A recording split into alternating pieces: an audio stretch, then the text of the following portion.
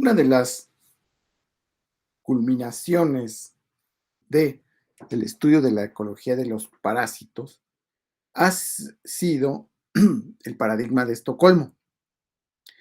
Este se entiende como el paradigma en el cual nosotros decimos que los parásitos se expanden junto con sus hospederos, se expanden sus intervalos de infección y sus intervalos geográficos. ¿Cómo?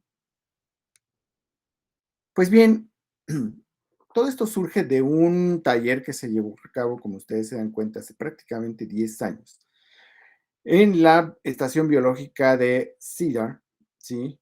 En la Universidad de Nebraska, en un par de días, del 5 al 6 de septiembre del 2012. Varios de nosotros ahí estuvimos participando, ¿sí? Y con el objetivo, sobre todo, de reunir una serie de informaciones y de inquietudes para poderlos plasmar en un plan de acción para poder anticipar el surgimiento de enfermedades infecciosas emergentes, ¿sí? Sin embargo, este esfuerzo, junto con otros que se han realizado alrededor del mundo, no se tomaron en cuenta seriamente. Por eso tenemos lo que tenemos ahora, que le conocemos como pandemia de la enfermedad COVID-19, producida por este patógeno, este virus patógeno que es el SARS-CoV-2. Todo esto culminó en la redacción de un libro y la publicación subsecuente de el paradigma de Estocolmo, es decir, el cambio climático y las enfermedades emergentes. Esto quiere decir que las enfermedades están de alguna manera relacionadas con el cambio climático. El cambio climático no es la causa per se de que haya una expansión de enfermedades emergentes infecciosas, sino que es un coadyuvante, es decir, puede favorecer o no en la expansión de estas enfermedades, pero por ahora, por lo que podemos nosotros notar, y en especies sobre todo silvestres de animales como vertebrados y sus parásitos, sí está ocurriendo y es un fenómeno que se está llevando a cabo a nivel mundial. Por lo tanto, debemos de estudiar con detalle qué hace realmente que los parásitos sean tan infecciosos y no se hayan extinguido rápidamente con restricciones tanto de movilidad como con antibióticos, con una serie de erradicaciones supuestamente de algunas enfermedades en el planeta. Aquí a su izquierda tienen a los tres autores del libro, que son los líderes en realidad de esta idea del paradigma de Estocolmo. Arriba está Dan Brooks de la Universidad de Toronto. Aquí en medio está Eric Hobert, que ahora se encuentra en la Universidad de Nuevo México, pero que fue el director de la Colección Nacional de Parásitos de los Estados Unidos, y Walter Boger de la Universidad de Paraná en Brasil, ¿sí? Ahora bien, debemos de darnos cuenta que los parásitos representan componentes muy importantes de la diversidad biológica y son modelos excelentes para estudios de evolución y ecología en general.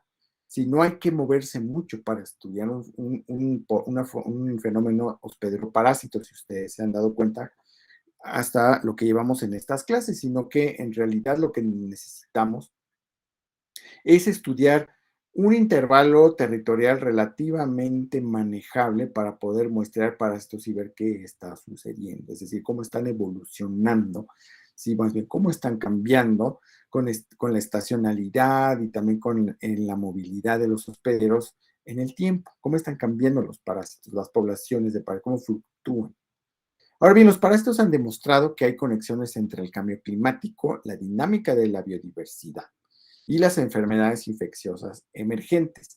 En todas estas participan los parásitos, ¿sí? Ellos juegan un papel central para desarrollar protocolos proactivos que nos posibilitan monitorear precisamente la estructura de los ecosistemas y detectar el potencial para enfermedades emergentes, ¿sí? En hospederos, residentes y colonizadores, ya sea humanos, ganado, vida silvestre, también plantas silvestres, ¿verdad?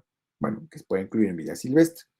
Ahora bien, el paradigma de Estocolmo relaciona el cambio climático ambiental con la proliferación de enfermedades infecciosas emergentes, ¿sí? EIE o EID por sus siglas en inglés. Sin embargo, hasta principios del presente siglo se comprendió el papel ecológico y evolutivo de los parásitos, ¿sí? Y su dinámica, ¿no? Como se han hecho presentes en las enfermedades infecciosas emergentes, ¿sí? Y esto se ha estudiado desde que nos originamos como especie en este planeta, es decir, a través de las filogenias. Y también las filogenias no nada más morfológicas, sino las moleculares, ¿sí? Ahora bien, sin embargo, no habíamos entendido por qué las enfermedades parasitarias surgieron de esta manera, o por qué se están diseminando de una manera que probablemente no tenga que ver mucho con lo que conocemos ahora de evolución, ¿sí? Y pues bueno, se pensó que los parásitos están altamente especializados a sus hospederos, primer punto. Dos, no pueden evolucionar a menos que evolucionen sus hospederos, lo cual no es cierto. Tienen evoluciones independientes, tienen historias evolutivas independientes, tanto los parásitos como los hospederos. Tres, están destinados a degenerar y extinguirse. Esto lo decía la escuela geneticista, que es una escuela evolutiva de finales del siglo XIX, principios del XX, que decía que todos los seres vivos tenían un destino evolutivo común. Es decir, estaban de alguna manera limitados por su, o teleológicamente hablando, es decir, tenían una dirección y progreso evolutivo que no tenían nada que ver con la selección natural. Estos eran algunos de los antiseleccionistas precisamente que surgieron después de la publicación del origen de las especies y su diseminación como la idea preponderante, como el paradigma preponderante de la biología, y que lo sigue siendo hoy en día. Ahora bien, los neodarwinistas decían, bueno, no degeneran los parásitos, no degeneran realmente, sino que se vuelven mutualistas en su evolución, lo cual no es cierto. Ustedes lo pueden ver en la pandemia actual. Ustedes de alguna manera hemos experimentado que haya mutualismo entre SARS-CoV-2 y los mamíferos que infectan, sobre todo seres humanos. No, señor, sino que se están volviendo cada vez más virulentas las cepas que están surgiendo. Es decir, se pueden en realidad se pueden contagiar mucho más fácilmente, tiene una probabilidad de contagio mucho más grande, como por ejemplo la cepa delta, ¿sí? Pero no existe una tendencia al mutualismo. Esto es un mito del parasitismo, ¿no? Sí, y varios biólogos y médicos siguen pensando de esta forma. Muchos piensan que la especificidad hospedatoria, perdón, es la clave para entender las evoluciones en las interacciones entre el parásito y el hospedero, es decir, su evolución, ¿sí? Hay una selección, supuestamente se pensaba ya hace algunas décadas todavía que la selección eh, ayudaba a que los parásitos fueran cada vez mucho más especializados a sus hospederos, lo cual limita el uso de sus hospederos y promueve la especiación, lo cual no es tan cierto.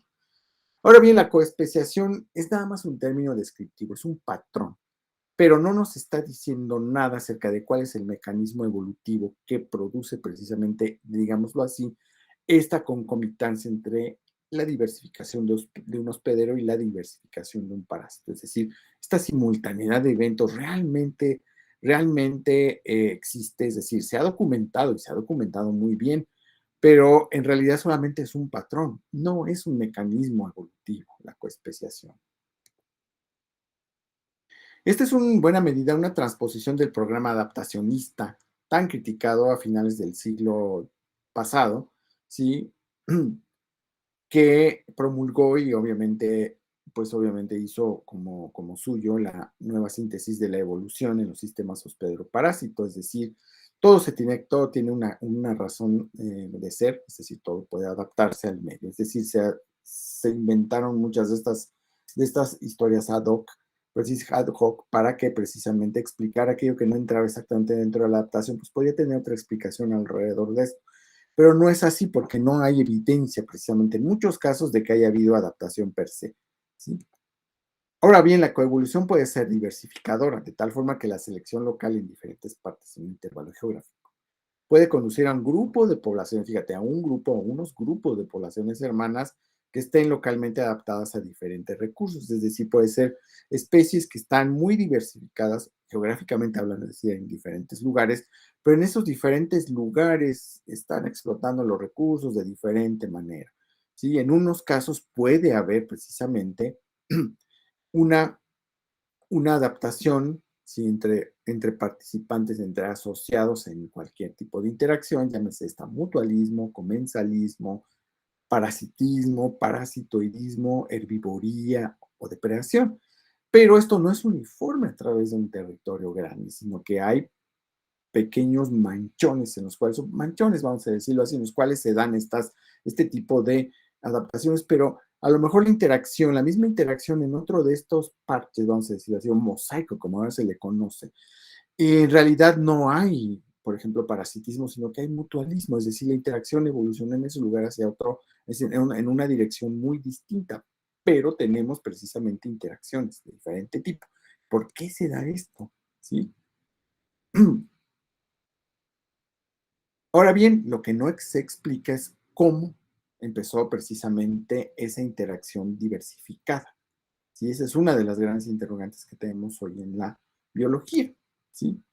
La coevolución puede dar origen a nuevas interacciones entre las especies en caso de que el hospedero y el parásito especien en tándem, es decir, uno detrás del otro, que es lo que siempre andamos creyendo cuando vemos las filogenias que empatan, ¿sí? Perfectamente bien, ¿no? Pero vamos a ver que no es tan cierto.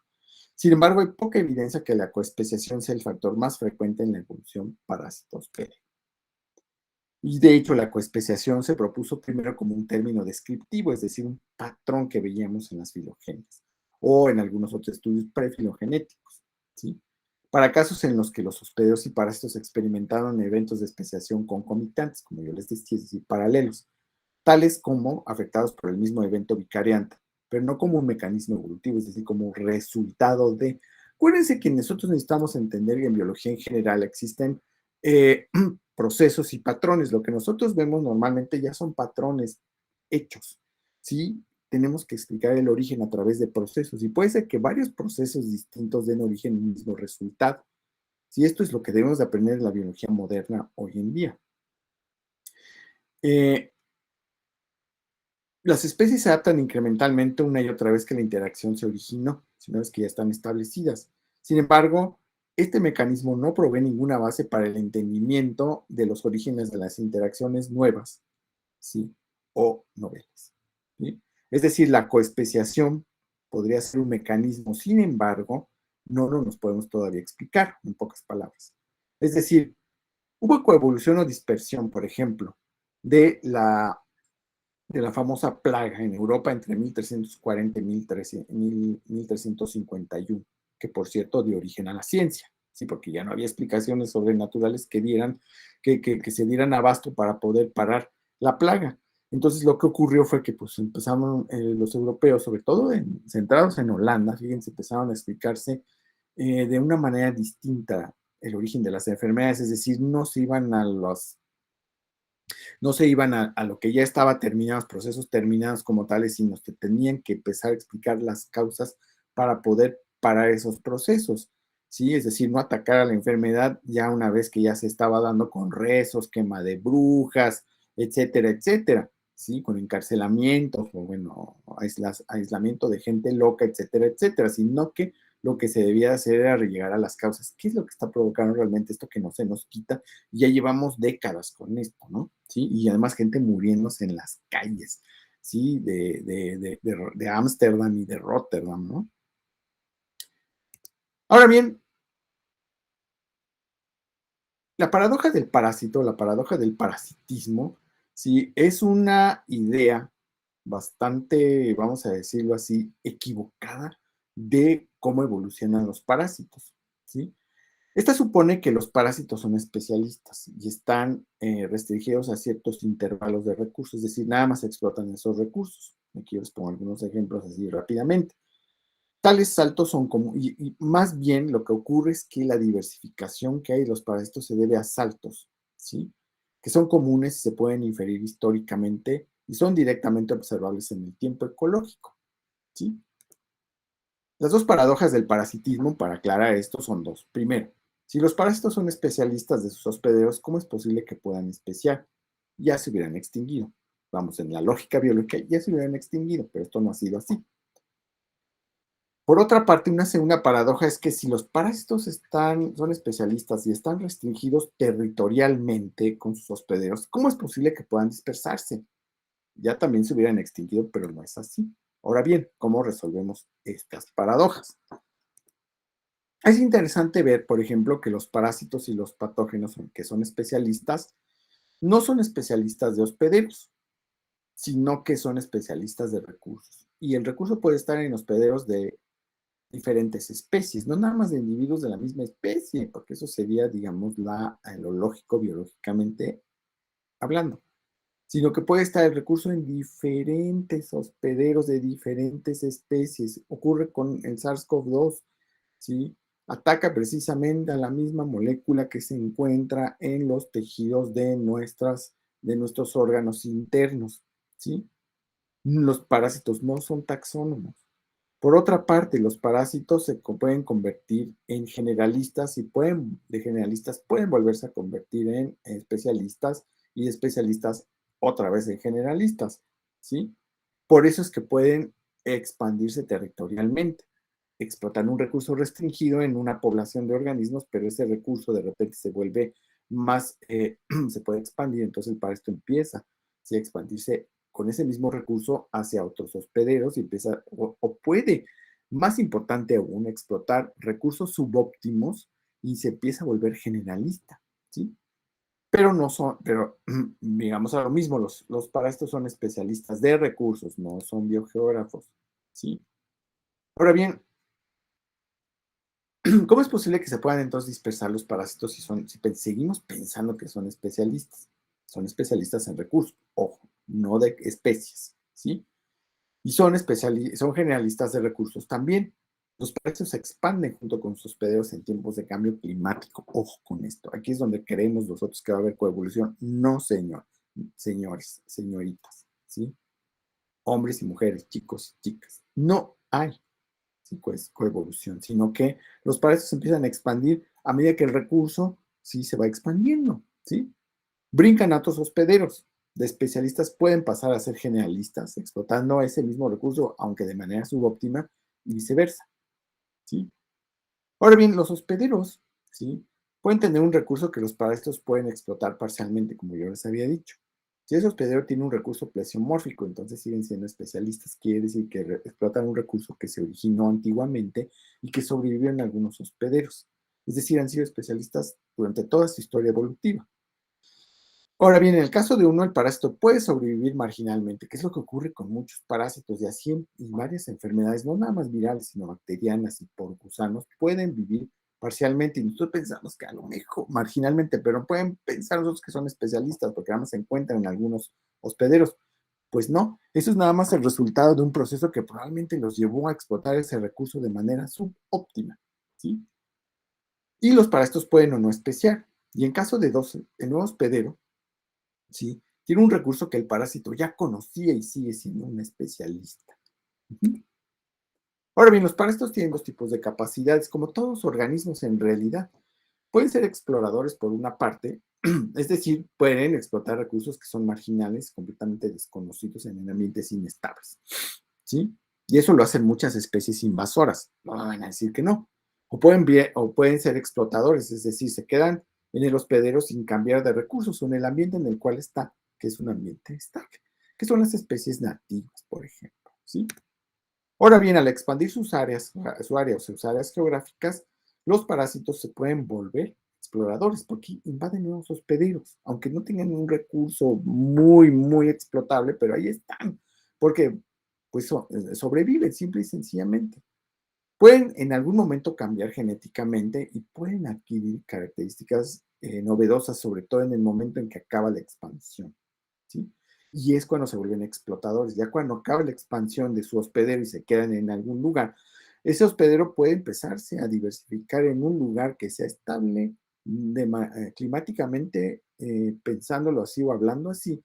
Y entonces empieza a diversificarse el parásito y el hospedero tal vez también se empieza a diversificar y entonces empiezan a surgir nuevas especies, pero no durante precisamente los periodos de expansión.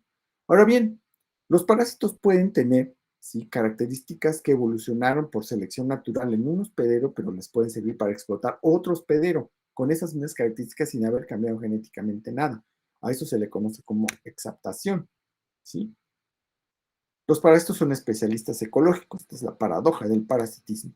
Sin embargo, los especialistas y los generalistas no son igual de frecuentes. Los especialistas se encuentran en mayor frecuencia. Esto se ha contado, lo contaron Brooks, Hover y Beger, encontraron precisamente esto, ¿no? Aun cuando los especialistas evolucionaron de generalistas, ¿sí? Ahora bien, hay muchas enfermedades emergentes que ocurren más rápidamente de lo razonable, es decir, no hay coevolución, lo que estas requieren de evolución al azar y de nuevas capacidades en el uso de hospederos, es decir, puede haber exaptaciones en principio. Y C, las comparaciones filogenéticas, rutinariamente las que hacemos, comparando filogenes de parásitos y de hospederos, pueden mostrar altos niveles de cambios de intervalo geográfico de hospederos en su diversificación evolutiva, en la diversificación precisamente de estas asociaciones. Por ejemplo, aquí tenemos un ratoncito y sus piojos. Esto es lo que en realidad es más raro, ¿sí? No hay aquí, esto prácticamente no ocurre, sino que es más común que haya saltos de hospedero, ¿sí?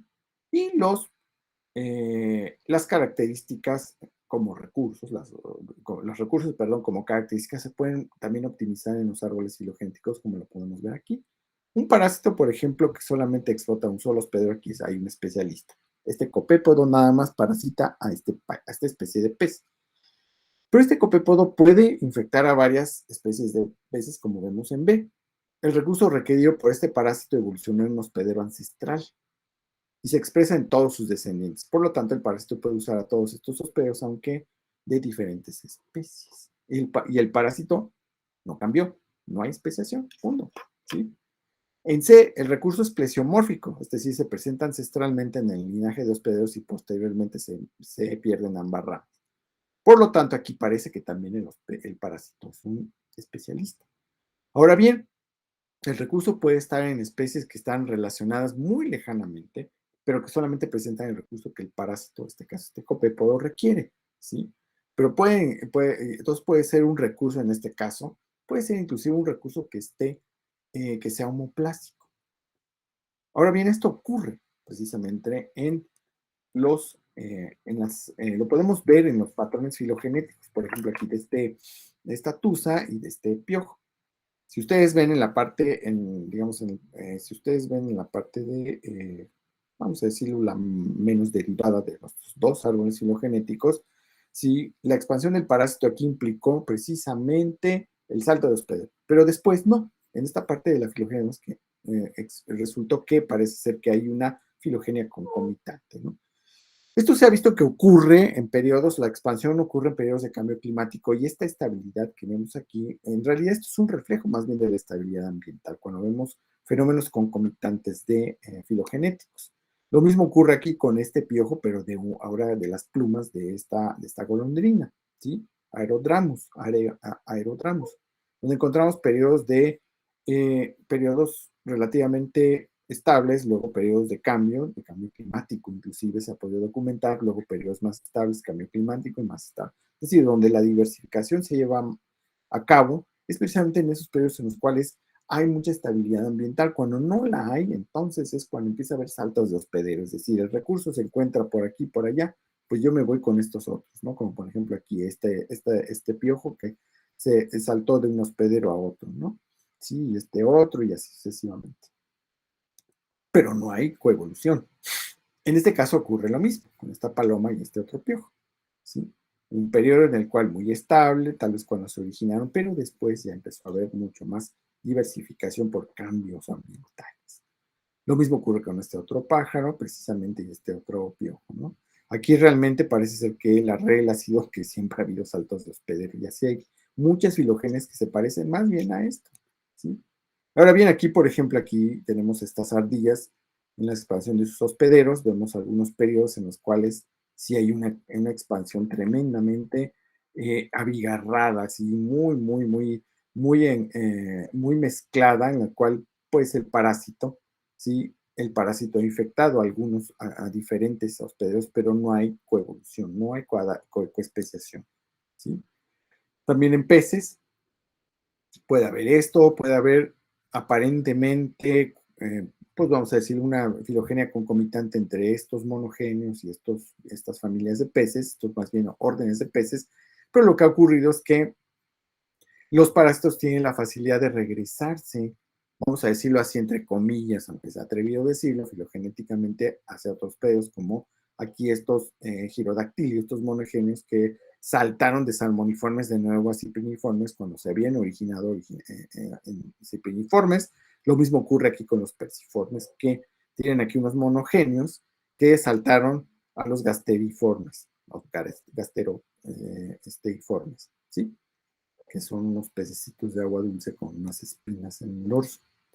El cambio climático no promueve, fíjense bien, ojo, las enfermedades infecciosas emergentes, sino que crea las condiciones propicias para que los hospederos y sus parásitos aumenten. Esas condiciones de temperatura pueden ser, por ejemplo, unas, ¿no? Pero otras, ¿sí? Cuando ocurren accidentes, ¿sí? ¿Cómo? Pues favoreciendo que los patógenos se encuentren cuando ocurran accidentes. ¿De qué tipo? ¿Cuáles accidentes? Destrucción de hábitats naturales, ¿sí? El virus del Hanta, por ejemplo, en el sur oeste de los Estados Unidos, en Arizona, fue provocado precisamente por la destrucción del bosque para construir casas.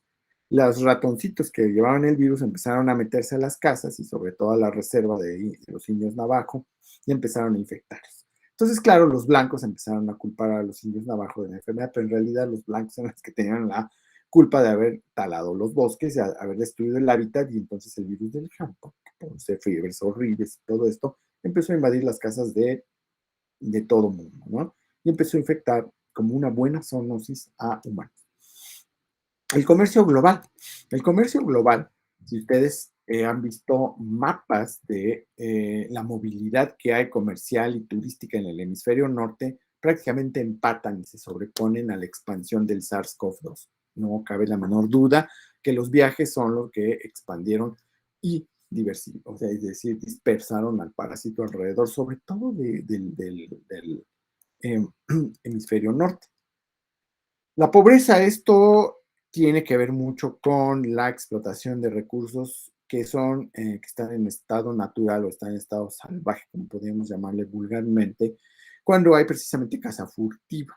La caza furtiva es un fenómeno local de varias comunidades, sobre todo en el centro de la África subsahariana, pero también en otras partes del mundo, ¿sí? No nada más ahí, sino en Malasia, en Sudamérica, pero se ha estudiado mucho en el África subsahariana por los europeos, porque le echan la culpa mucho a estos poachers, como les dicen estos cazadores furtivos, de haber expandido o haber diseminado enfermedades como el ébola. No, señor. Eso lo diseminaron precisamente las potencias extranjeras que llegaron a pagarle a los cazadores furtivos para que les vendieran precisamente pieles o organismos completos para que se pudieran vender en mercados exóticos en París, en Londres, en Madrid, en Bruselas, qué sé yo, ¿sí? Entonces, esa expansión, sí, precisamente de las enfermedades se debe precisamente a la explotación de la pobreza misma, no a la pobreza per se.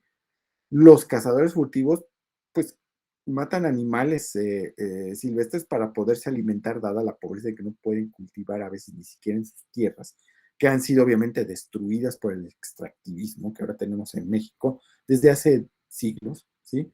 Precisamente por eso es que hay tanta pobreza, pero esa pobreza no quiere decir que ellos tengan la culpa, la gente local, de que se diseminen enfermedades como el ébola, como el hanta, como el no sé qué, no sé cuántos, no, como el SIDA, sino que eso ha sido la destrucción del hábitat y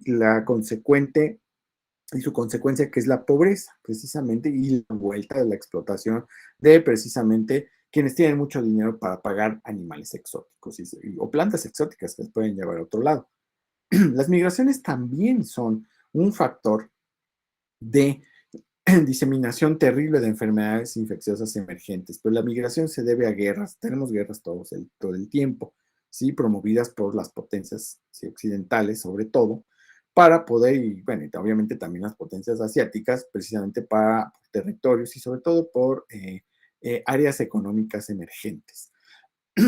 Sin embargo, esto no ha producido ninguna bonanza, sino al contrario, lo que ha producido es que haya migraciones y obviamente quienes migramos, la gente que migra, trae sus propias enfermedades y las empieza a diseminar a otras partes del mundo. Nosotros tenemos el ejemplo clarísimo con Centroamérica.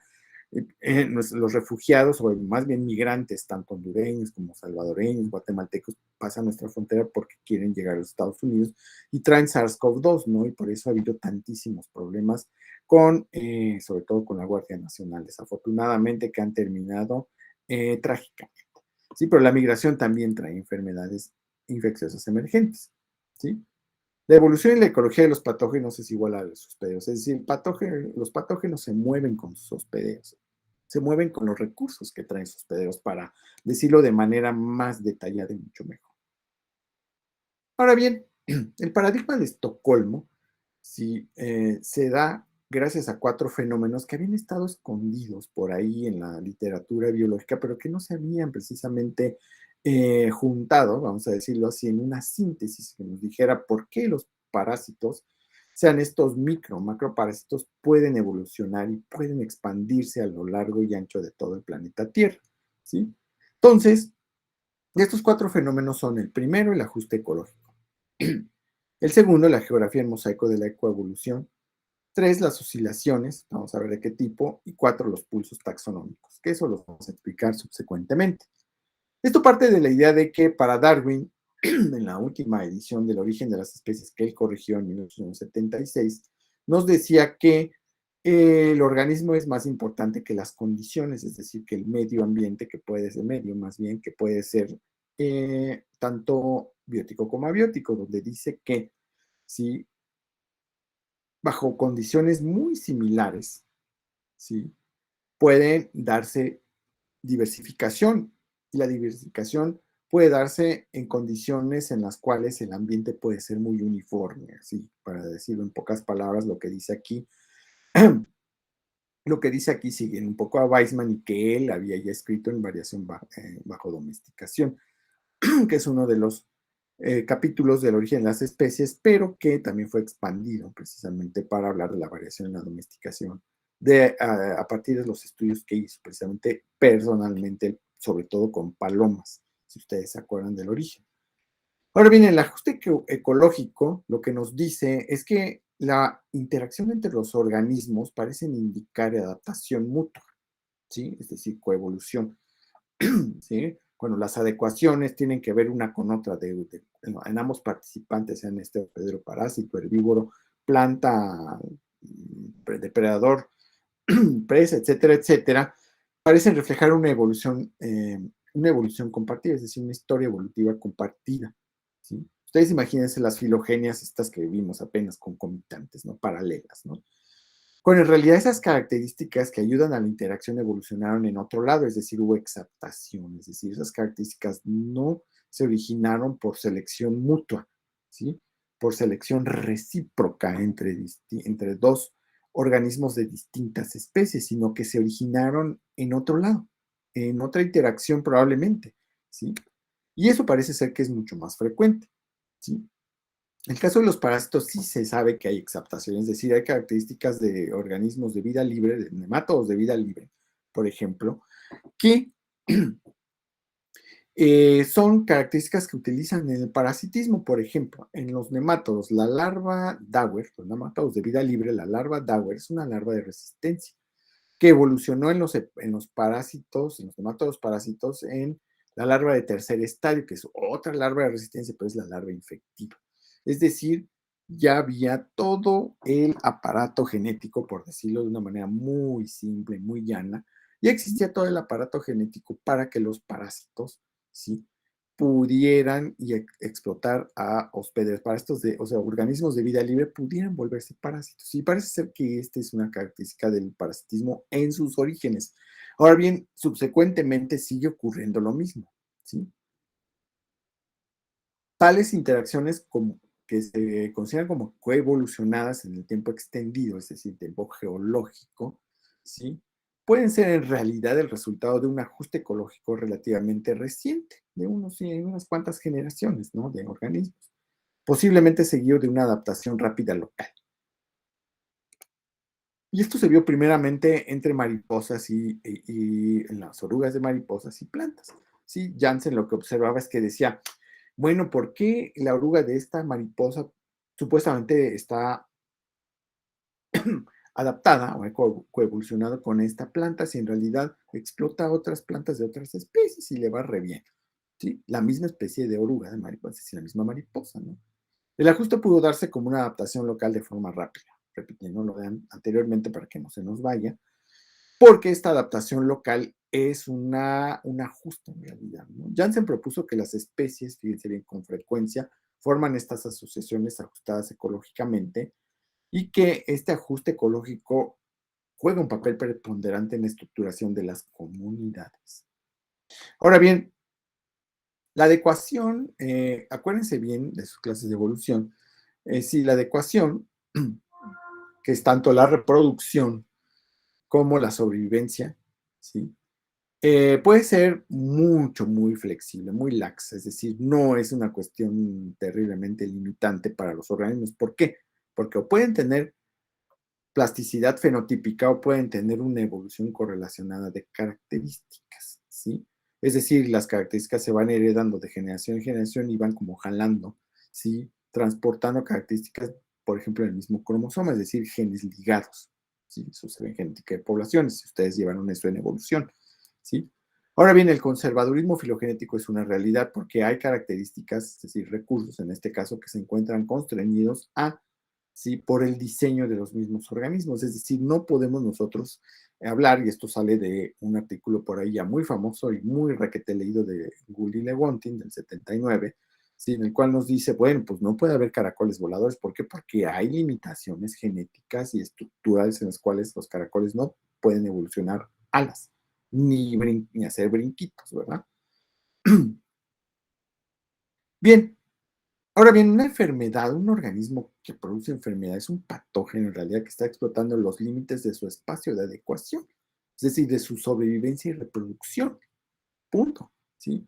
Por ajuste ecológico, es decir, puede infectar a varios hospederos, aunque sea de manera subóptima. No siempre se va a encontrar con hospederos que le den el recurso a plenitud, sino que se lo puede dar parcialmente o algo parecido, ¿no? Un poco más, vamos a decirlo en términos muy llanos, un recurso que a lo mejor es un poco más amargo que el de la otra especie, pero bueno, lo puedo explotar y puedo sobrevivir porque se trata de sobrevivir, ¿verdad? Mi población tiene que sobrevivir. Entonces, encontrar un espacio de adecuación viable, que es lo que nosotros llamamos un espacio subóptimo. No porque haya mutado, fíjense bien, aquí no hay mutación, sino que el parásito simple y sencillamente lo que va a hacer es explotar el recurso, pero no tiene que cambiar forzosamente, no tiene que echar mano de una mutación. ¿Por qué? Porque pues no puede ver hacia adelante, no hay predicción en el asunto, sino que hay que echar mano de lo que se tiene.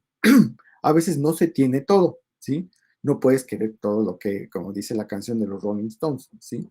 No puedes obtener siempre lo que tú quieres, pero si le buscas, puedes encontrar algo que te sirva, ¿no? ¿Sí? Y eso es lo que produce este principio, que es el principio de Mick Jagger, por cierto, es un principio muy importante para los organismos porque podemos encontrar, tal vez no lo que estábamos buscando, pero si lo buscamos, podemos encontrar algo que nos pueda servir en realidad, ¿no?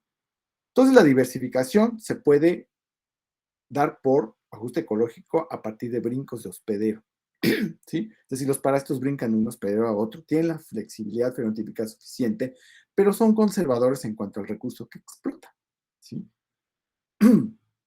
Y tienen preferencia por ciertos hospederos que tienen ese recurso, pero son de diferentes especies esos hospederos, ¿sí? A esto le llamamos ajuste ecológico, que antiguamente, bueno, que Dan Brooks acuñó primero en el 79 como la coacomodación. Y vamos a saltarnos un poco esto porque es un poco difícil seguir este diagrama de flujo, pero este es simple y sencillamente el proceso como tal del ajuste ecológico, ¿sí? Donde, bueno, arriba vemos la plasticidad fenotípica, las características correlacionadas evolutivamente y el conservadurismo filogenético. Debemos de tener como premisa, físicamente hablando, vamos, fenomenológicamente hablando, una, ¿cómo se llama? Una adecuación potencial en nuevas condiciones, que es a lo que le llamamos este espacio laxo de adecuación, ¿sí? Ahora, en el proceso, el genotipo encuentra nuevas condiciones y entonces su adecuación realiza, es decir, aquella que puede explotar se da en condiciones noveles, la población se establece en condiciones nuevas, ¿sí? Y los productos de los resultados precisamente de ese ajuste ecológico, por una parte es la existencia de especies en ambientes noveles o la existencia de nuevas especies o de nuevas asociaciones entre especies, por una parte, es decir, si hay mutaciones o si no las hay, ¿sí? Y entonces existen nuevos ambientes de selección. Esto lo podemos ver aquí, por ejemplo, este cuadrito que ustedes ven aquí, C, D, Q, R, que originalmente era A, B y X, Y. Es decir, aquí es donde donde se reproduce de manera óptima un organismo, es decir, este es su espacio de adecuación óptimo, pero tiene un espacio de adecuación laxo, que es el sloppy, ¿no? Lo que es sloppy, ¿no? Que es laxo, flojo, ¿no? Sí, descuidado, vamos a decirlo así en inglés. Literalmente es lo que quiere decir. Sí, entonces quiere decir que puede explotar otros ambientes, como por ejemplo este otro que estaba por acá que apareció, C, D y W, Z, ¿sí? Que pueden ser intercambiables de alguna manera. El organismo o el parásito en este caso puede explotar hospederos que tienen este recurso subóptimo o este otro, ¿sí? CD, pero QR. Uh-huh. O si no, este otro, ¿sí? Que está enmarcado entre F y ST o entre F y WZ. Es decir, explota, puede explotar un parásito diferentes ambientes, es decir, diferentes hospederos, diferentes recursos más bien, que pueden ser subóptimos, es decir, se reducen a esto en algún momento, como por ejemplo aquí CD sigue siendo lo mismo, pero se mueve el recurso hacia otro lado, visto de una manera muy simplista. Ahí aquí lo tenemos, por ejemplo, de nuevo el espacio flojo de adecuación, ¿sí? Y cómo podemos explotar diferentes recursos en diferentes áreas geográficas. O sea, que ya lo hacemos más complejo, estamos metiendo un elemento más que es el elemento geográfico, ¿sí? En diferentes áreas, en diferentes áreas.